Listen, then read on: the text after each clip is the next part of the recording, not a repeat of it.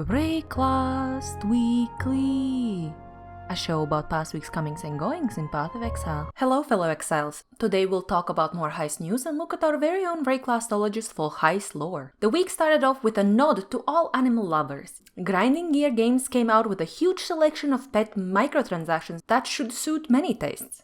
There's variety of bunnies, ducks, cats, and even a corgi thrown in the mix.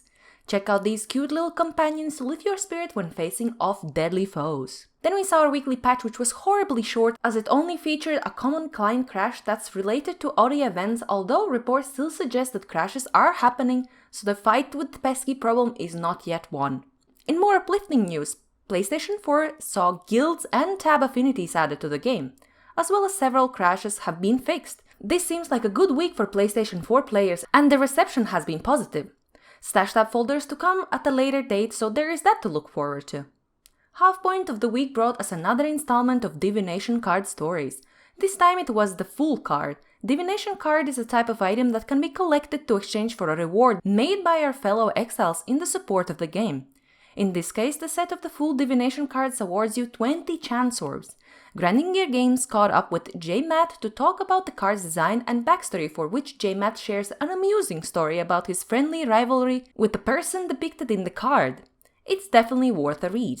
The week was closed out with part 1 of Path of Exile lore questions and answers.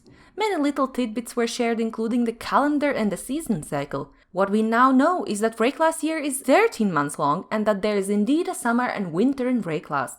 We also learned that all virtue gems come from Mount Verus on their Highgate in connection to the beast. There is also some information about Val Oversoul and its history. We learned that the seal was put in place long ago by Alana of Brescia, and after releasing it we must summon it into Val Oversoul's mechanical body to destroy it for good. In other news, Kitten Cat Noodle graced us with another lore-rich video, this time about Heist and who is the boss of the ring. As there are some key pieces of information missing, the speculation is rife.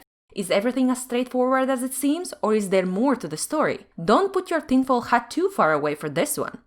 That's it for this week's events. This was Mar and this was Wraeclast Weekly.